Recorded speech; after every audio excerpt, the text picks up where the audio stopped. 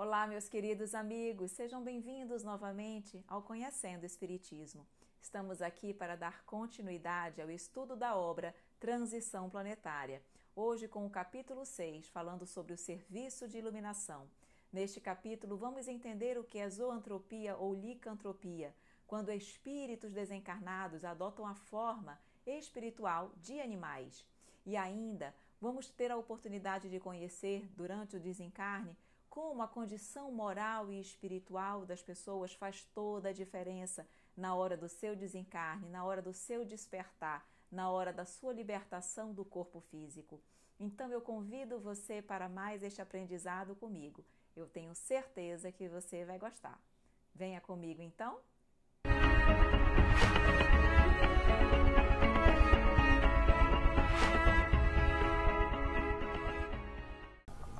Dando então continuidade, meus amigos, ao estudo do livro Transição Planetária, dessa obra tão importante para o momento pelo qual a Terra está passando, vamos ver o capítulo 6, que fala do serviço de iluminação e nos mostra a continuidade do trabalho realizado pela caravana na região onde houve o tsunami, na Indonésia. Então, no capítulo 6, nós vamos continuar vendo a realização deste trabalho, certo? O serviço de iluminação, o título desse capítulo tem essa identificação porque a gente percebe que, na realidade, o objetivo maior desses corações abnegados que estão realizando esse trabalho é procurar realmente levar a luz, a iluminação, o amparo a tantos corações sofredores que realmente recém-desencarnaram e muitos sem o conhecimento do plano espiritual, da doutrina espírita, da justiça divina, de como tudo se opera, da vida após a morte. Então eles vão realmente num trabalho, num serviço de iluminação a tantos corações. Aqui ele nos fala que as horas sucediam-se lentas e pesadas. O grupo que a caravana espiritual atendia era constituído por quase 20.000 vítimas da tragédia sísmica. Então, realmente é um número enorme de pessoas. Lembrem que a caravana deles tinha uma média de aproximadamente 200 pessoas, tá? Na realidade, 200 pessoas foram destacadas da colônia para atuar, para dar amparo e auxílio a esses corações recém-desencarnados que recém-desencarnaram nessa tragédia. Aí ele diz assim: em determinado momento escutaram uivos arrepiantes e viram em movimento uma densa formação agitando-se e aproximando-se. Eram diversos espíritos com fáscias e formas lupinas. Aqui a gente coloca entre parênteses zoantropia ou licantropia. O que é isso, gente? Licantropia é quando os espíritos, no plano espiritual desencarnados, adotam a forma do seu perispírito como se fossem lobos. E zoantropia é quando o espírito adota a forma do seu perispírito de uma forma animal, qualquer outra forma animal que não lobo, cobra, lagartos, enfim, o que ele quiser, qualquer outro tipo de animal se chama zoantropia. E licantropia é quando ele adota a forma de um lobo. Como é que isso é possível? Na verdade, o perispírito, que é o corpo espiritual, ele tem uma das suas propriedades, são as propriedades plástica. O que significa isso? Que o perispírito ele é modelável pelo poder do pensamento e da vontade. É como se ele fosse uma massinha de modelar que eu tenho condições de, pelo poder da minha vontade, moldá-lo, plasmá-lo, modificá-lo, fazer com que ele adote a forma que eu quiser. E essa forma pode ser uma forma positiva, como pode ser uma forma negativa. No caso desses corações que estavam aí, que foram citados, eles adotaram uma forma lupina, de lobo, no sentido de licantropia, certo? Olha aí a foto que eu coloquei. Na realidade, eles são espíritos normais, são seres humanos. Apenas plasmaram de alguma forma, pelo pensamento, esta forma, e o perispírito ele se adapta à vontade da pessoa. Ok? Algumas pessoas adotam a forma de zoantropia ou de licantropia porque podem ter sido, digamos assim, hipnotizados por outros espíritos maléficos fizeram com que eles fossem hipnotizados, de alguma forma levando eles, alguns espíritos às vezes, enfraquecidos mentalmente ou muito culpados. Então tem espíritos maléficos e muito inteligentes que eles utilizam a hipnose para fazer com que outros desencarnados adotem uma forma de animal. Então, às vezes, a pessoa, por um processo de culpa, um processo de desequilíbrio mental, ele aceita aquela hipnose de um espírito maléfico e ele acaba pensando que ele é, por exemplo, um animal. Como ele pensou, ele acaba adotando aquela forma, porque mesmo sem ele saber que o perispírito tem essa propriedade plástica, ele faz isso e aí ele acaba se vendo como um lobo ou como qualquer um outro animal. Com aspectos repelentes e hórridos, eliminavam baba pegajosa pelas bocas escancaradas e os olhos brilhantes. Procuravam os cadáveres cujos espíritos estavam libertando. Olha então o aspecto desses espíritos que aparecia. Como ele diz ali, eliminando baba pela boca, os olhos de uma forma brilhante, aspectos repelentes, trazendo horror. Imaginem, gente, realmente, para quem não compreende esse processo, é de dar medo. Imagina esses espíritos recém-desencarnados, num processo ainda de desequilíbrio mental, percebendo a aproximação de espíritos nessa condição. Eles não sabem que são espíritos, vão achar que são lobos, tá? Realmente ferozes, querendo de alguma forma prejudicá-los. E eles estavam realmente procurando os cadáveres, porque eles estavam indo à procura das energias ainda presentes nos corpos daqueles recém-desencarnados. O objetivo deles era justamente esse também.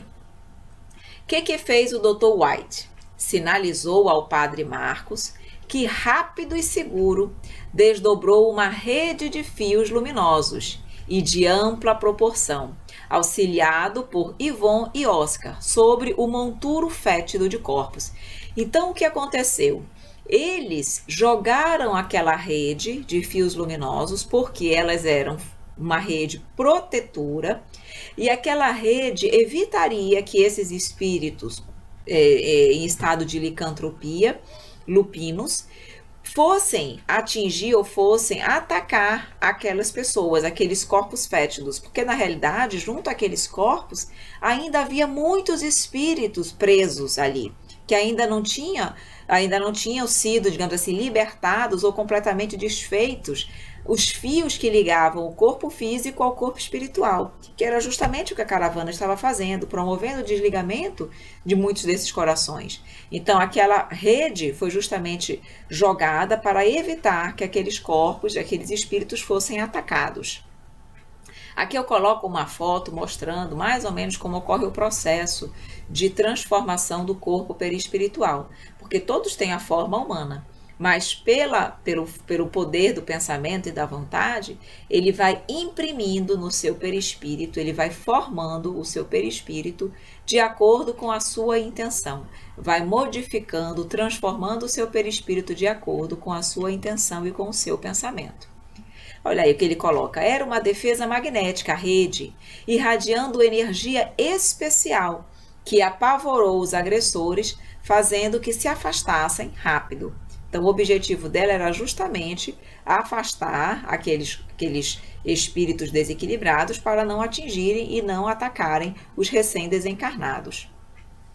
O hábil diretor da caravana explicou que eram espíritos muito infelizes, cujas existências na Terra foram terrificantes e que construíram as aparências perversas atuais como decorrência do mal que praticaram, indiferentes ao sofrimento que causavam.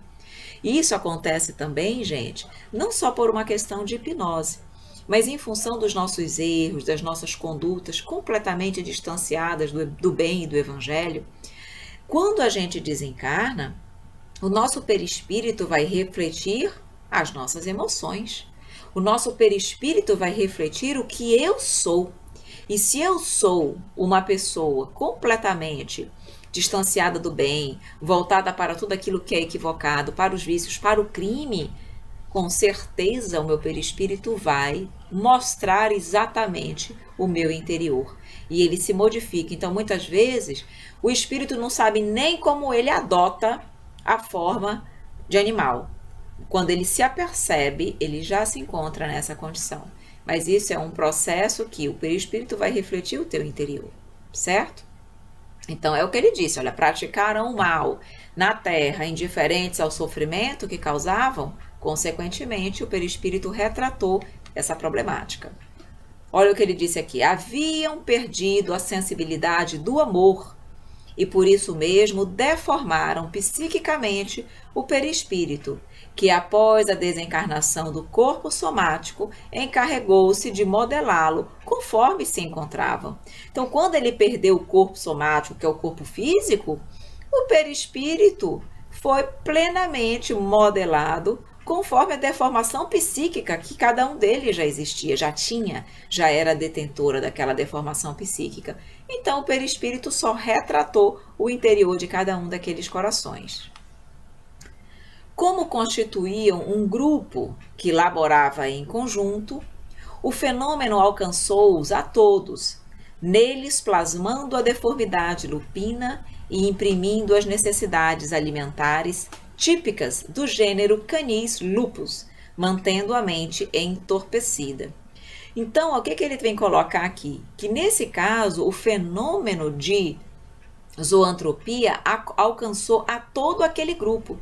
Porque como eles trabalhavam em conjunto para o erro, fazendo as coisas erradas, o efeito acabou atingindo a todos. E todos eles foram deformados e passaram a ter a aparência, o aspecto de lobos. E o que ele diz lá, diz aqui ainda, e ainda imprimiu neles a necessidade alimentar típica desse gênero de lobo, Canis lupus, quer dizer, eles começaram a se alimentar como se realmente fossem lobos e não mais seres humanos como eles são, ok? Olha, a mente deles completamente entorpecida, sem dúvida, gente. Espíritos nessa condição são completamente desequilibrados psiquicamente. Muitas vezes não têm, às vezes, condições nem de ter um raciocínio lógico, tá? Porque muitas vezes eles acham que eles são animais. Eles não conseguem muitas vezes mais nem falar, articular. Só ficam realmente agindo, rosnando como se fossem animais, certo? O que ele diz aqui também? Por automatismo, prosseguem a sanha do desequilíbrio até o momento quando a misericórdia de Deus dele se compadeça e sejam recambiados as reencarnações expiatórias muito dolorosas. Nesse caso, enquanto eles permanecerem nesse processo de desequilíbrio, não despertarem para os verdadeiros valores da vida, vai chegar uma hora que a misericórdia divina vai dar um basta, vai dizer chega. Porque todos nós temos que evoluir. Ninguém poderá ficar perpetuamente no mal, nem esses corações. Então, quando chega a hora, mesmo se eles não despertarem por conta própria, a misericórdia divina vai se compadecer deles e vai fazer com que eles retornem ao plano físico através de uma reencarnação. E o que ele coloca aqui? Reencarnações expiatórias. Porque as expiações não são normalmente o quê? Aquelas provas extremamente difíceis, dolorosas para o espírito.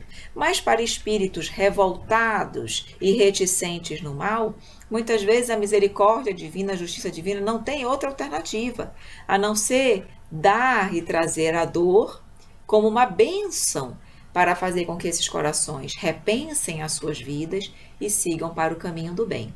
Certo? Então, é isso que ele está querendo dizer.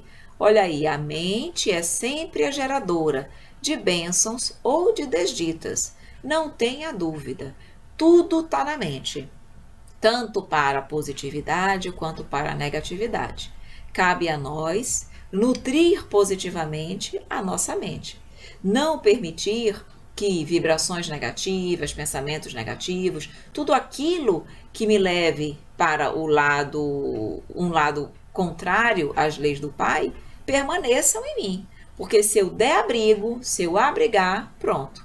Eu já comprometo com certeza a médio e longo prazo, muitas vezes, o meu equilíbrio, a minha serenidade, até mesmo a minha lucidez.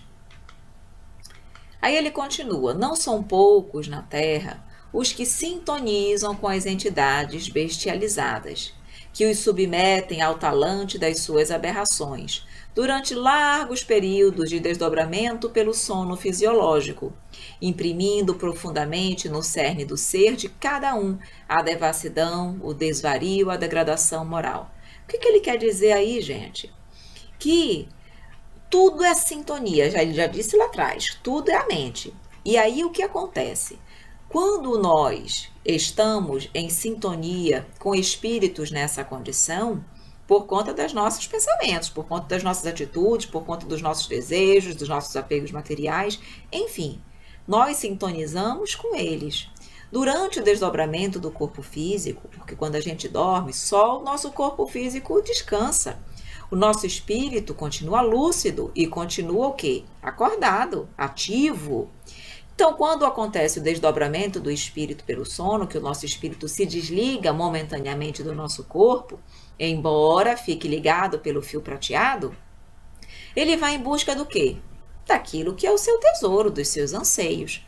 Como os seus anseios são inferiores, é junto dessas pessoas, desses espíritos, que ele vai se aproximar, que ele vai ser atraído magneticamente. E é o que ele diz. Durante esse período, essa espiritualidade inferior submete essas pessoas a essas aberrações, a essas baixezas, aos sentimentos mais vis e mais inferiores do mundo. E quando eles retornam, é o que ele diz: como foi imprimido no cerne de cada um a devassidão, o desvario, a degradação moral, é isso que eles refletem quando estão em estado de lúcidos, quando estão acordados, quando estão em vigília. Por quê? Porque durante todo o processo do sono foi isso que foi incutido por conta da sua sintonia. Então, olha como a gente tem que ter cuidado, principalmente no nosso dia a dia e também quando a gente vai dormir. Porque muitas vezes a gente vai para lugares que não são adequados e que, em vez de nos ajudar a crescer como espírito imortal, nos faz nos distanciar mais ainda de Deus. Aí, olha aí, retornando ao corpo somático, recordam-se das experiências viciosas, estimulando-os cada vez mais à luxúria, ao sexo assodado pelas drogas alucinógenas, pelo álcool, pelas substâncias farmacêuticas estimulantes. E aí, em função dessas experiências viciosas durante o desdobramento do sono, quando estão em vigília, vão fazer a mesma coisa. Então, mais uma vez, nós precisamos realmente procurar nos melhorar, nos esforçar, gente, porque a caminhada é individual. Então, cada um é que faz o seu próprio caminho, cada um é que faz o seu próprio serviço de iluminação. Nós podemos ter todo o amparo, mas ninguém muda ninguém, ninguém cresce por ninguém. Cada um por si mesmo. Não seja de surpreender a debandada das gerações novas para as músicas de sentido infeliz, nos bailes de procedência primária e sensualidade, onde a perversão dos sentimentos é a tônica e o estímulo à violência, à rebeldia, à agressividade constitui o panorama da revolta. Se nós percebermos e nos depararmos com a nossa realidade do dia a dia, a gente vai observar a verdade desta informação. Infelizmente, nós percebemos que as músicas são a levar as pessoas para uma sexualidade desequilibrada, para uma depravação. Na realidade, chega a ser humilhante determinados tipos de músicas que, em vez de engrandecerem a mulher, o homem, o ser humano, faz com que os sentimentos mais vis, os impulsos mais negativos venham à tona. Então, quando ele diz aqui a perversão dos sentimentos é a tônica, sem dúvida. Estímulo à violência também. Rebeldia, muita. Quantos jovens não estão nessa condição de rebeldia? Agressividade, tudo isso é um reflexo do nosso interior. É um reflexo também dos lugares para onde nós vamos durante o nosso processo do sono. É a esse tipo de pensamento, de energia que nós estamos vinculados? É isso que nós iremos procurar. Em vez de desenvolverem os valores dignificantes para melhorá-lo, mergulham fundamente nas paixões mais vis, fugindo para as drogas, a exaustão dos prazeres sensuais e perversos.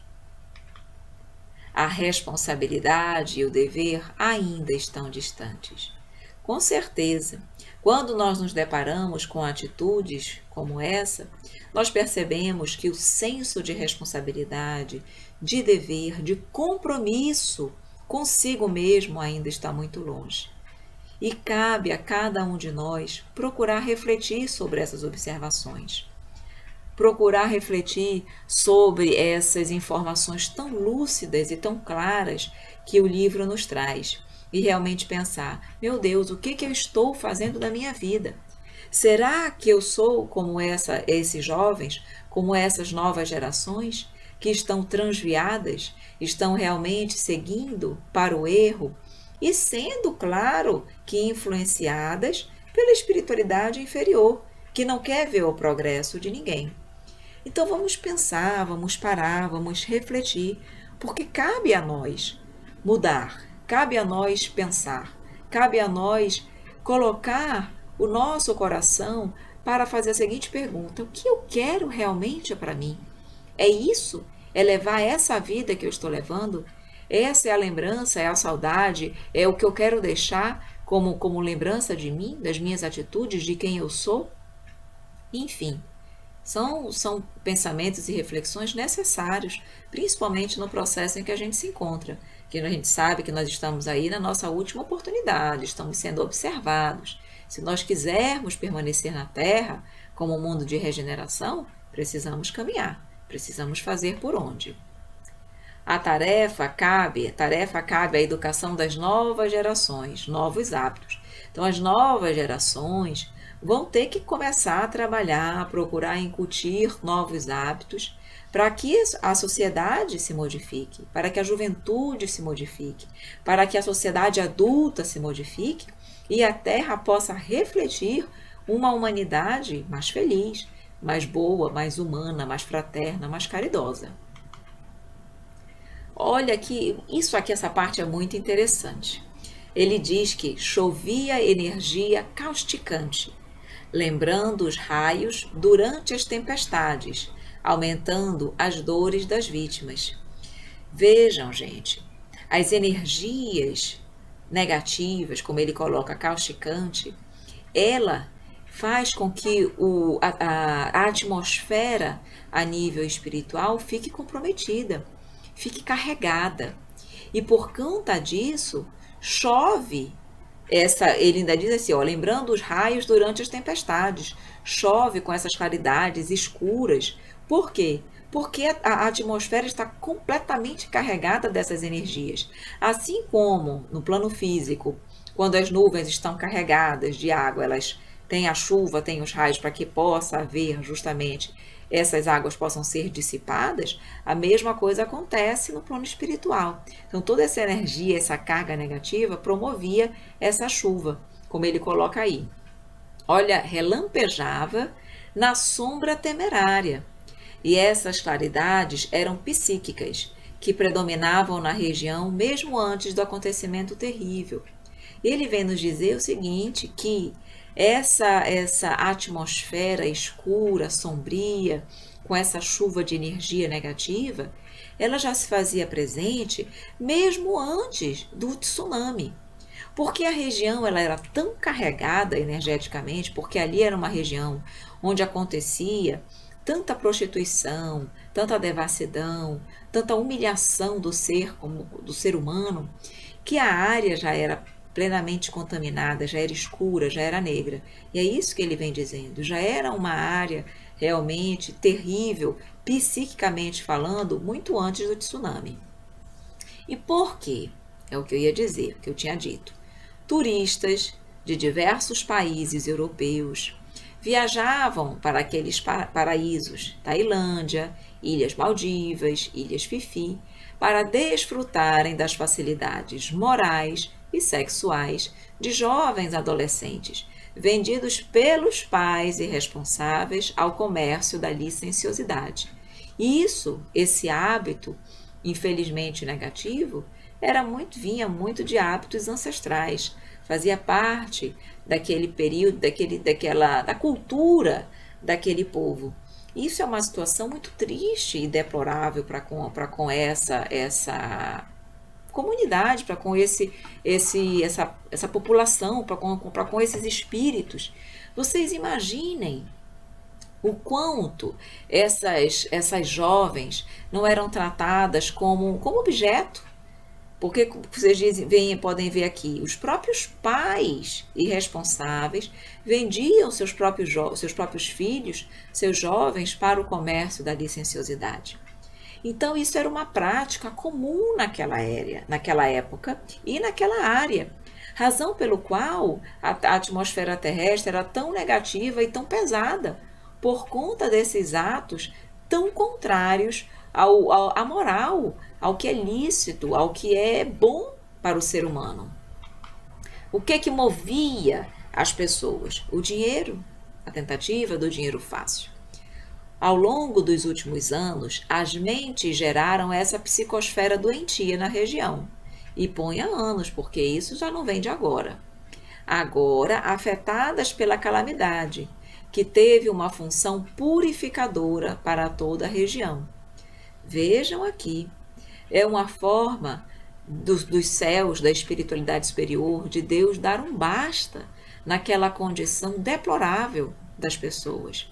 Então precisou vir a dor, precisou vir a destruição, precisou vir o choro, precisou vir o ranger de dentes, para que aqueles corações pudessem despertar para aquilo que é certo, para os verdadeiros valores da vida e se distanciarem daquela vida completamente equivocada que eles levavam. Então tinha essa função purificadora. Aí ele diz, para toda a região, alterando os costumes, infelizmente aqueles costumes nefastos, e propondo novos comportamentos morais pela dor. A gente sabe que se a gente não aprende pelo amor, a gente vai aprender pela dor, mas a gente vai aprender, porque faz parte da lei do progresso. Todos nós vamos ser perfeitos, puros e felizes, então todos temos que progredir de alguma forma. Se não é pelo amor, será pela dor. Advertindo a respeito da fragilidade e temporalidade da vida orgânica. Somos tão frágeis. Qualquer coisa pode tirar a nossa vida física, embora sejamos espíritos imortais. Mas o que Deus quer é que a gente valorize aquilo que realmente importa, que são os valores espirituais, e não a matéria, não a sensualidade, não os bens fugidios que a matéria nos proporciona. E que, infelizmente, ainda não apresentava qualquer possibilidade de melhora. Aquela região, infelizmente, não apresentava uma perspectiva de melhora. Por isso, houve a necessidade de vir o tsunami com a função purificadora para tentar moralizar e modificar aquelas pessoas. O dinheiro fácil era o que lhes importava, a fim de saírem da miséria financeira e embriagarem-se no consumismo devastador. Então, como o que mais importava aquele povo, aquelas pessoas que lá frequentavam aquela região, era realmente essa condição do dinheiro fácil, das drogas, do consumismo devastador, e como não se percebia, não se tinha perspectivas de mudança, houve a necessidade da lei de destruição vir com a sua força, mas também sempre auxiliando e buscando o aprimoramento do homem. Aqui ele nos lembra, destaca, como faz falta a presença de Jesus no mundo, assim como dos seus embaixadores, que através dos tempos vieram preparar-lhe o advento. As suas propostas ricas de ternura e de esperança, de consolo e de amor, ainda não conseguiram penetrar realmente nos seus seguidores. E aqui ele realmente faz uma reflexão e lamenta perceber que, infelizmente, ainda falta no mundo realmente a presença de Jesus. Não que Jesus precisasse estar fisicamente aqui novamente, Mas como faz falta ter Jesus em nossos corações, termos a sua orientação, o seu evangelho internalizado em nossos corações. Se nós realmente tivéssemos Jesus e a prática do seu evangelho, nós não estaríamos na condição que ainda estamos, de tantos crimes, de tantas doenças psíquicas, ainda de tantas mazelas que a gente observa, de tanta corrupção que a gente observa na humanidade. Isso é reflexo do quê? Da falta de moralidade que habita no homem. O homem, hoje no planeta Terra, já tem uma certa intelectualidade. Já posso até dizer que tem muita intelectualidade. Mas, em compensação, a moralidade é muito pequena. Por isso que nos é informado, é dito que da população terrena, apenas 1/3 da população terá condições de permanecer na Terra para mundo de regeneração. E que 2/3 da população terrena precisará migrar para outros planetas, porque não apresenta a condição moral necessária para permanecer na Terra, não apresenta vibrações apropriadas para permanecer na Terra. Informa que a iluminação espiritual é trabalho de largo porte, que exige abnegação e devotamento. É dizer, não é da noite para o dia que nós vamos conseguir esse trabalho de iluminação. Não é de hoje para amanhã que nós vamos tirar de nós o homem velho para adquirir o homem novo. Isso é um trabalho de dedicação, isso é um trabalho de tempo, isso é um trabalho de muita perseverança, isso é um trabalho de resignação, de resiliência, porque requer esforço para que nós possamos nos despir das nossas mazelas, dos nossos vícios, de tudo aquilo que nos distancia do Pai. Não é da noite para o dia, é um trabalho gradual, mas tem que ser um trabalho perseverante. Porque se não houver perseverança, nas primeiras dificuldades, a gente se entrega. A gente realmente acha-se incapaz e não segue adiante. Então, não é da noite para o dia, mas é um passo a cada dia e um passo constante que nós vamos conseguir, com certeza, chegar nesse trabalho de iluminação espiritual. Até porque é o nosso destino. Nós já sabemos disso, certo? Os trabalhos então continuavam e os quadros de dor também. Abdul, suavemente iluminado, continuava a recitar o Alcorão, certo? Então ele, enquanto o trabalho se realizava, ele continuava nesse trabalho de recitar o Alcorão para ajudar a limpar a atmosfera fluídica daquele ambiente, levando um pouco mais de positividade, de amor, de luz diante de tanto sofrimento, de tantas trevas, pode-se dizer assim. Destacou-se uma mulher de olhar esgazeado que procurava a mãezinha, também vítima da catástrofe. Gritava pelo nome da genitora, tentando desembaraçar-se do corpo sem o conseguir. Eu coloquei a foto dessa moça com esse olhar assim, para que nós pudéssemos ter uma ideia do que significa esse olhar esgazeado.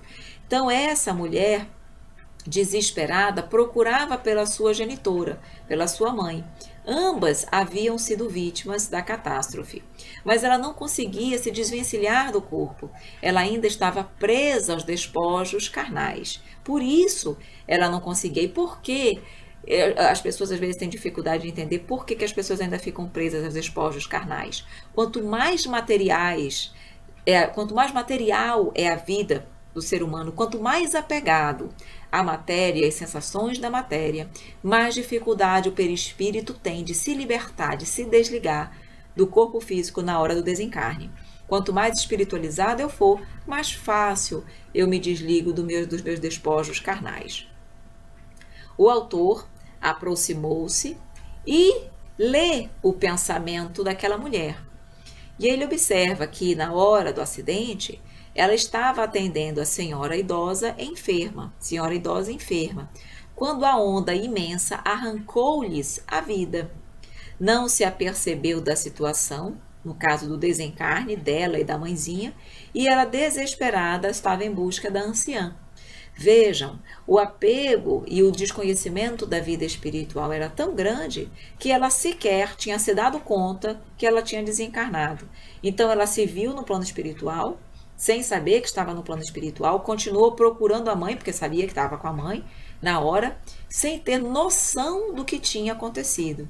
E assim como ela, gente, há muitos que não sabem que desencarnaram, que realmente se veem no plano espiritual e acreditam ainda estarem no mundo, digo dos vivos, porque todos são vivos, mas encarnados. Naquele momento, algo de belo sucedeu, porque na densa escuridão surgiu a mãezinha, liberada do corpo físico e lúcida, assistida por nobre amigo desencarnado que a conduzia, ajudando-a a cercar-se da filha alucinada. Olha que diferença! Enquanto a filha estava num completo desespero, a mãezinha anciã estava lúcida e assistida por um nobre amigo desencarnado. Por que, gente? O que será que fez a diferença? Já que ambas tinham desencarnado no mesmo dia e na mesma condição. Que, claro que obviamente fez a diferença, era a condição moral que a mãe tinha e a filha não. A anciã, vendo o processo de auxílio e esclarecida pelo seu mentor espiritual, sorriu e tentou agradecer sem palavras a presença da caravana. Então ela percebeu todo o processo, gente, ela estava lúcida. Como ele diz aqui, surgiu a mãezinha liberada do corpo físico, ou seja, se desvencilhou fácil dos seus despojos carnais, porque já era uma pessoa mais espiritualizada, então não ficou presa, apegada ao corpo físico. Então estava lúcida, acompanhou o processo de auxílio, foi devidamente esclarecida pelo seu mentor, teve condições de sorrir, de interagir, de agradecer a presença da caravana.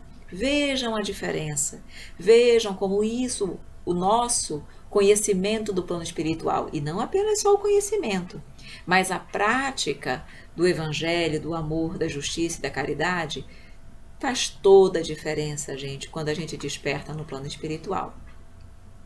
Ato contínuo, abraçou a filha totalmente desequilibrada e começou a cantar uma doce melodia que falava de esperança, de alegria e de reencontro. Olhem a condição dela, mais uma vez.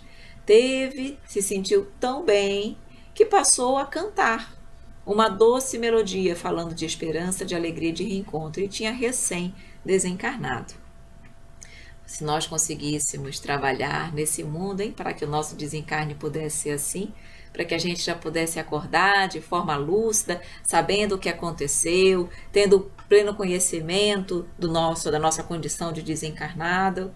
Puxa, gente, vamos trabalhar realmente, é o que todos nós desejamos, mas compete a cada um de nós. Então vamos trabalhar, vamos fazer o bem, vamos amar, vamos, enfim, viver o evangelho para que a gente também possa ser merecedor de um despertar como esse. As doces vibrações da Senhora e a sua destacada estatura espiritual irradiavam-se, ou seja, a espiritualidade dela, como ela diz, sua destacada estatura espiritual irradiava, ou seja, ela já tinha luz. Ela já tinha luz, gente, mesmo naquela condição de recém-desencarnada, porque a luz reflete o nosso interior. Então, se ela já era uma pessoa que tinha luz dentro dela, ela já brilhava. Invadiu a luz dela, as vibrações dela, invadiram o organismo perispirítico da filhinha, que foi conduzida a uma outra esfera que não aquela a qual eles estavam vinculados. Então, a sua energia positiva contaminou a filha, ela abraçou a filha e ambas puderam ser, digamos assim, direcionadas para um outro local, para que pudessem continuar sendo amparadas, assistidas e recebendo o auxílio devido. O trabalho prosseguia sem cessar.